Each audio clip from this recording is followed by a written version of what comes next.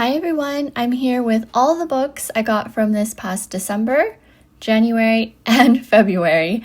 I've read majority of these, but not all, so if I have read them, I'll be sharing my thoughts as usual. I also wanted to do a mini giveaway, which I'll mention at the end of the video, so let's get into it.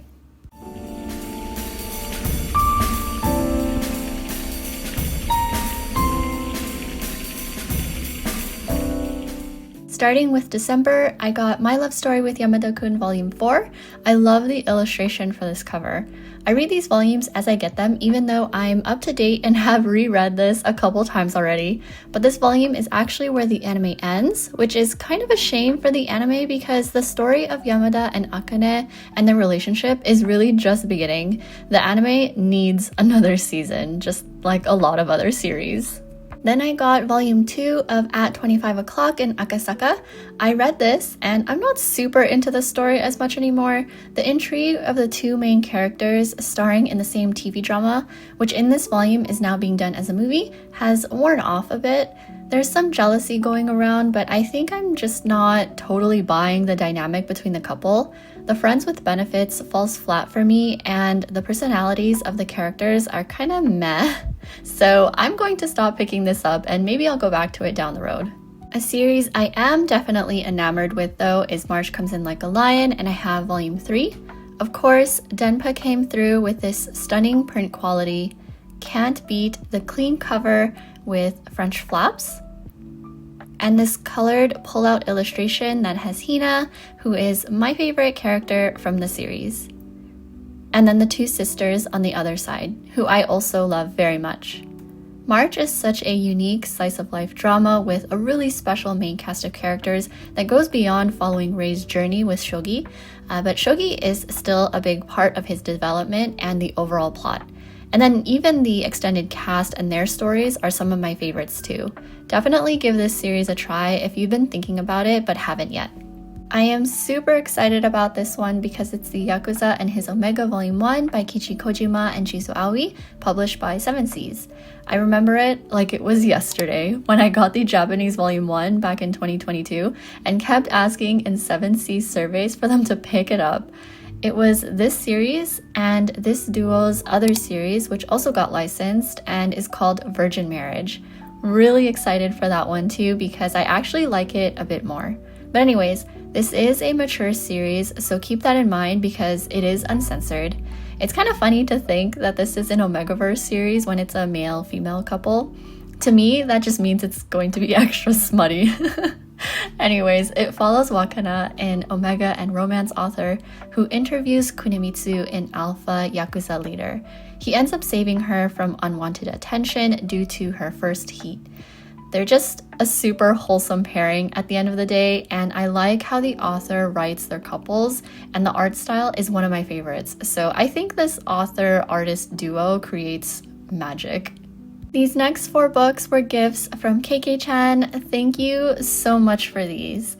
So the first 2 are the second and third omnibuses for Rascal Does Not Dream, the second one being Petite Devil Kohai, and then the third one being Logical Witch. I haven't read these yet, but I watched the anime several years ago and enjoyed it that I had picked up the first omnibus myself at the time. I read that one and still like it in manga format.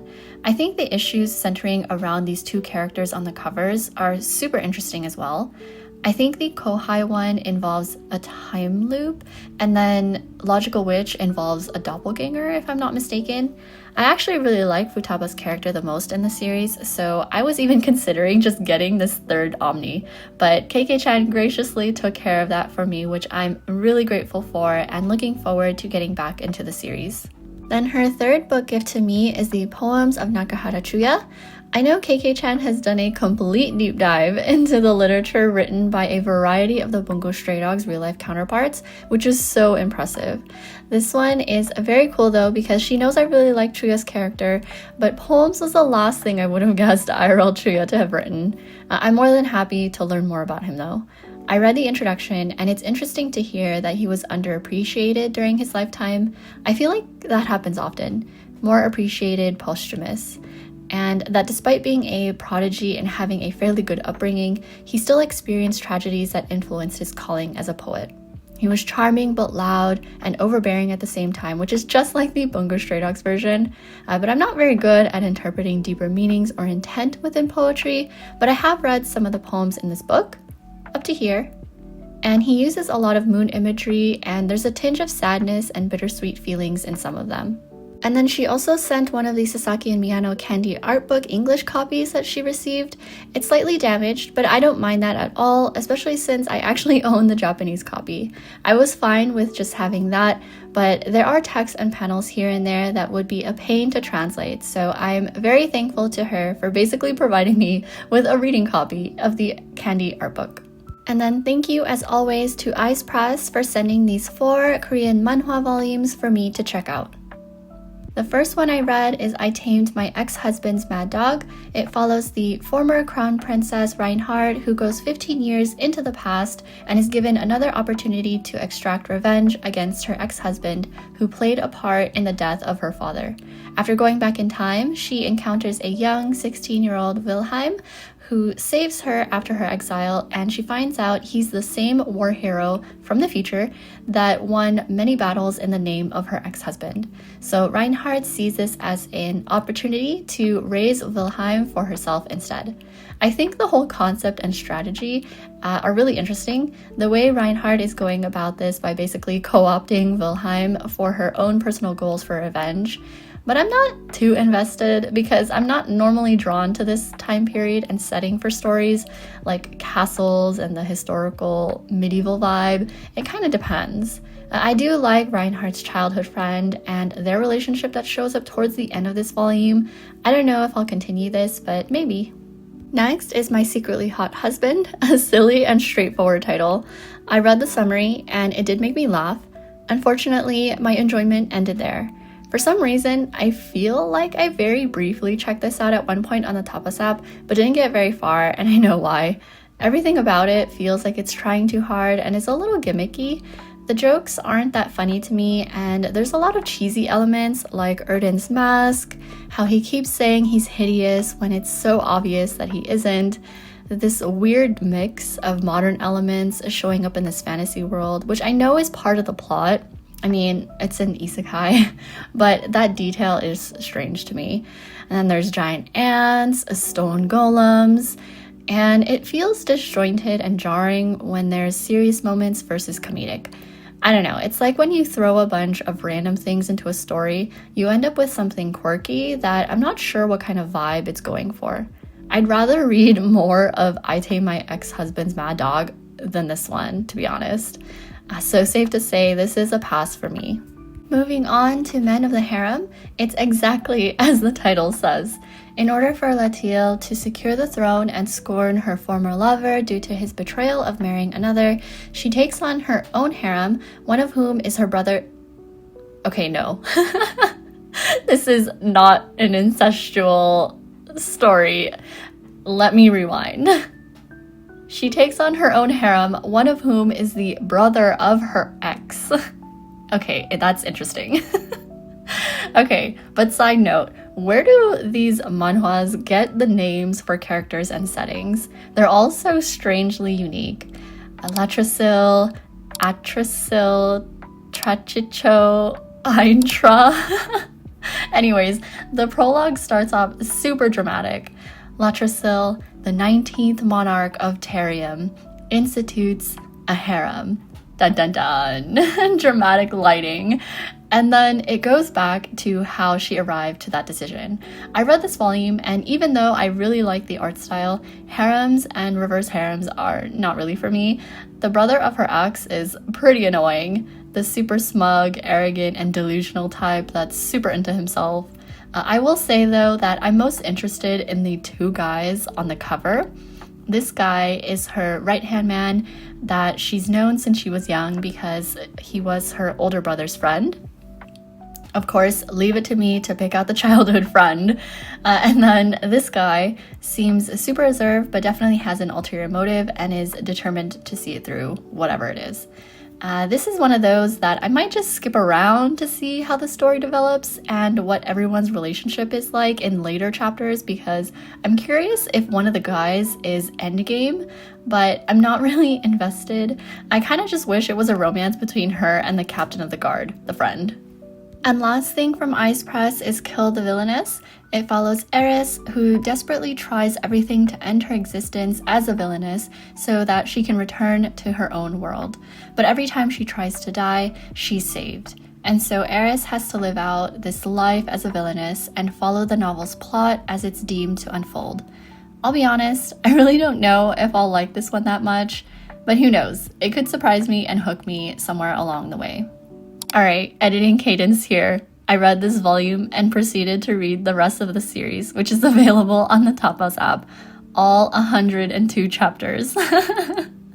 Oh, how the turns have tabled. Even though I don't read many isekai or villainous stories, this one felt unique from the beginning because Eris rejects and hates the life she was isekai'd into. It's most common for characters in an isekai to hate their past life and embrace the new world, so there's actually a very dark tone to this series as Eris navigates a world where many people hate her and she just wants to go home, but the powers that be are doing everything they can to keep her there.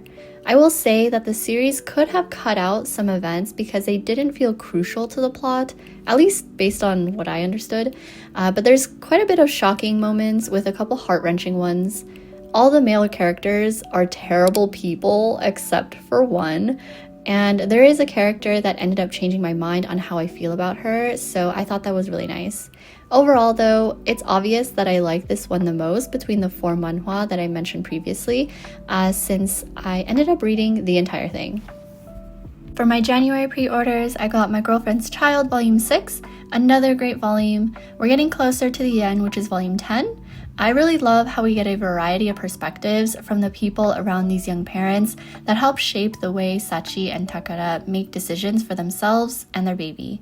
I think 10 volumes is a good length for this series. Next is the final volume 8 for Cinderella Closet. I loved that we got to see quite a bit of Haruka and Hikaru's relationship together and them going through some ups and downs during a good chunk of the series. This does what series do sometimes though, where they introduce a quick conflict that gets somewhat resolved all within the last volume. I kind of wish it didn't do that, but in the end, I really love this story from start to finish. There are some great lessons of being yourself, not being ashamed to live your life the way you want to despite societal norms, and supporting your loved one through it all. Then I got Hirayasumi Volumes 1-3 by Keigo Shinso, published by Viz Signature, from a Barnes & Noble visit, and this Volume 4 was a February pre-order release. I initially got Volume 1 and read it at the cafe, but after I finished it, I ended up going back and getting the other two. It's very slice of life, and I must be in my slice of life era or something because I obviously am enjoying this read. It follows 29-year-old Hiroto, who develops a friendship with a kind old lady and ends up inheriting her home after she passes.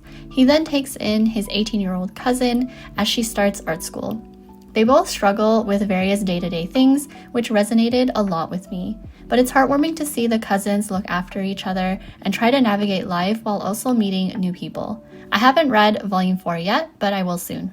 Continuing on with Hat Atelier Volume 13, which I ended up reading Volume 12 again before getting into this one and proceeded to get anxiety because of all the craziness that's happened during the Silver Eve arc. Witch Hat never fails to impress me with how clever everyone is, especially the 4 girls. But a variety of characters do get a spotlight in this volume, especially 2 of my favorites, Juji and Highheart. I love them. There's so much complexity that it makes you wonder about right and wrong and morally gray.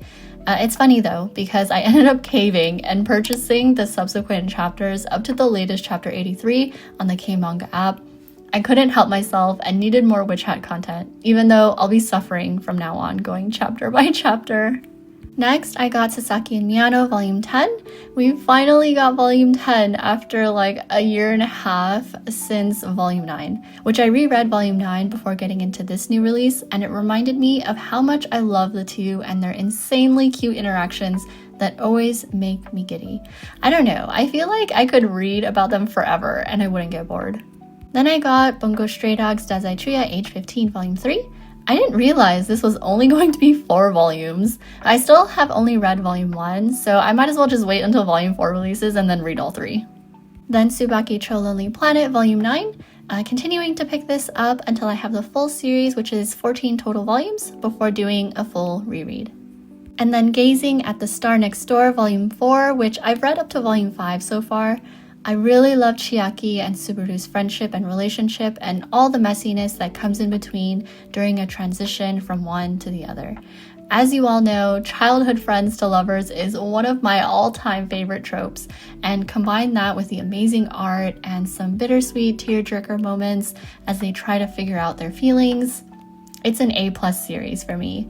I love how they support and know each other so well. Love complicates things for them for sure, but because their friendship runs deep, it doesn't stop them from communicating and being there for each other. I definitely cannot get enough. I picked up the Danmei Guardian Volume 2 at Kinokuniya when I went to New York in January for the Genshin Orchestra concert. I had brought Volume 1 with me on the plane and was reading it during my travels, so I was in the mood to pick up a book, and this Volume 2 called my name. I only finished reading volume 1 and currently on chapter 4 of this one. But the story so far has a lot of surprising moments with comedic relief and a development in the plot that I was not expecting when it came to the 2 male leads, Yunlan and Shunwei. While it is a modern setting, it is heavy on the fantasy and supernatural, which actually plays a major role in the mysteries the agency encounters. And then fast forward to just the other day, I went to Barnes & Noble and ended up getting the Volume 3 Special Edition. I didn't want to risk it running out of stock one day after having waited too long because of how slow a reader I am, but these are the extras that were included inside the book. So there's a bookmark and it's double-sided, which is really nice. The first volume cover, and there's chibis on the back of the postcards, which is really cute. The second volume cover, and then the third volume cover. Cute chibis. And then these are the colored pages on the inside of the volumes. So this one is in volume 2. And then I'm assuming this is in volume 3. I haven't flipped through it. And then some cute chibi stickers.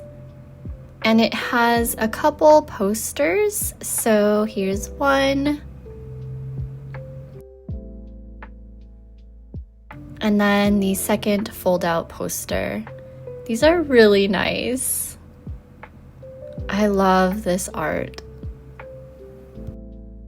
And then a very dear friend of mine, Jun's Manga on Instagram, gifted me these absolutely stunning Heaven Officials Blessing hardcovers volumes 1 and 2. We had recently watched the season 2 donghua together, which was a lot of fun and kind of crazy as we tried to remember what happened during season 1 and who's who with a vast amount of names and titles. But these deluxe editions are so pretty. The sprayed edges, which I learned will eventually connect as a full illustration. Definitely looking forward to that day when all the volumes are together. The gold foiled jackets, the gold on red for the hardcovers themselves. The quality on this is really nice. So that was on the front cover behind the jacket, and on the back cover, it says Body in the Abyss, Heart in Paradise. And for the volume 2, it's a silver foil instead of a gold like the first volume. And then on the front cover, here's the design. And then on the back cover, it says the very existence of a certain person in this world is in itself hope. It has a ribbon bookmark, which I keep at the glossary for quick access. And then I use a bookmark, which she also gifted me, for holding my place in the book. Which June and I are doing a read-through of the danmei, so right now we're almost done with volume 1. We agreed that reading it has been super enjoyable because it actually fleshes out more nuances in unspoken communication, like body language and visual cues, internal monologues, and stuff like that. And then it also thoroughly explains the things that went over our heads when we watched the donghua. So definitely have to read the novel source material for a more complete experience. And now for my February pre-orders and pickups, starting with Yona Volume 43. I've been continuing to follow this series chapter by chapter for almost 2 years now, but we're in the final arc for this series and tensions are super high during the events that happen in this particular volume. Questions that haven't gotten answered, but we're definitely getting closer to receiving. So yeah, eventually I will do a full reread of the series, but for now, it's been a lot of pain so far, and I'm waiting for the day we get our happy moments back. Super excited for this Colette Decides to Die Volume 2 Omnibus. This cover is so adorable, and I'm glad they chose this for the front cover. I've gushed many times over this series. Everyone needs to read this and fall in love with it. With the exception of maybe 1 or 2 characters, everyone is so endearing and has a story. Colette is one of the best female leads out there, and Hades is such a sweetheart when it comes to Colette and the underworld. We meet more gods and goddesses in this omnibus, as well as follow Colette as she takes care of those who need her between her world and the underworld. Then I have a Business Proposal Volume 8. I feel like I get a volume for this series every other month or something. I'm not complaining because we're almost to the finish line at 10 volumes, I believe. Then it'll be time for me to do a full reread since it's been quite a long time since I read the manhwa and watched the K-drama. Next is the new Recruit Volume 2, 1 more volume, and that'll complete this short 3-volume series. It is a mature rated BL, so keep that in mind. But after I reread this Volume 2, I ended up just getting into Volume 3 because why not? There's nothing super unique about this series, but I feel like it does a lot of the basic things right when it comes to an office drama romance. Plus, I love the art and the personalities of the 2 male leads. Then between January and February, I spiraled hard for the Chinese manhwa Little Mushroom, and I have a Volume 2 here. My Volume 1 is still on the way, but this is the comic adaptation of the novel, which I have read and is actually the very first danmei I fully read. I mean, it's only 2 volumes, so that's not that difficult to do at all. But 2025 really will be the year of danmei for me. But anyways, the art is absolutely breathtaking. I'd have to say that the art is in my top 3 favorites, and it only becomes more elevated because the story is so compelling. But it's set in a dystopian, post-apocalyptic kind of Earth where the magnetic poles have disappeared and negatively affect humanity and causes mutations. In comes our little sentient mushroom protagonist, Anje, and opposite him is Lufeng, the arbiter that casts the ultimate judgment on society based on whether someone has been infected or not. Things keep escalating and everything always seems hopeless, but the 2 main characters, along with the rest of the bases, try their best to survive and overcome. Aside from the gripping plot, the character and relationship development are quite slow, but totally worth the journey. I'd love to someday get the official English novels by Peach Flower House, so I'm constantly on the lookout for them, but I'm not stressing out about it. These next volumes I picked up during another trip to 2 Barnes & Noble stores. So the first is Toilet Ban Hanako-kun Volume 21. I totally caved and will continue getting singles for this series. I thought I was going to pause and go for the box sets because I actually pre-ordered this and then canceled. But I don't know, I love following this as each release becomes available. So who knows, maybe one day I'll replace my volumes 11 onwards with box sets. But for now, I'm happy to continue my read like before. Next are volumes 4 and 5 of the Other Worlds books, depend on the bean counter. I had volumes 1 to 3 on my bookshelves since 2022, and I only recently read them. I thought I wasn't going to enjoy it because I tried reading it a couple years ago. The main character, Kondo, is such a workaholic and talks about work a lot, so at the time, it kind of sucked the life out of me to be reading about someone working that much. But after sitting down with it, surprisingly, I ended up loving it. So I got these volumes that already released. In terms of the story, Kondo basically gets isekai'd alongside a woman into another world. While she is the saint meant to cleanse their world of a miasma, Kondo asks to work in the kingdom's accounting department. From there, he gets close to the knight captain Arash, who becomes super protective over him, in silly and cute ways. I'm definitely looking forward to the next volume and will eventually check out the light novel, which I hear many are a fan of. Oh, I also forgot that I guess this series is also getting an anime adaptation. That's pretty exciting.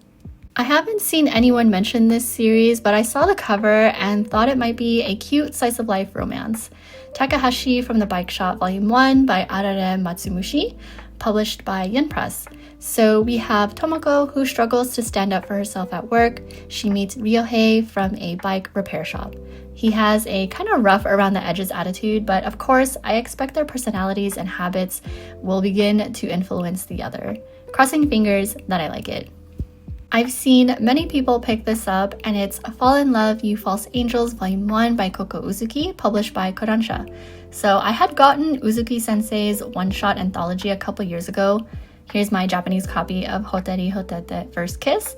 And because I thought it was just alright, cute but nothing special, I didn't pay much attention to when Fall in Love, You False Angels got licensed and released.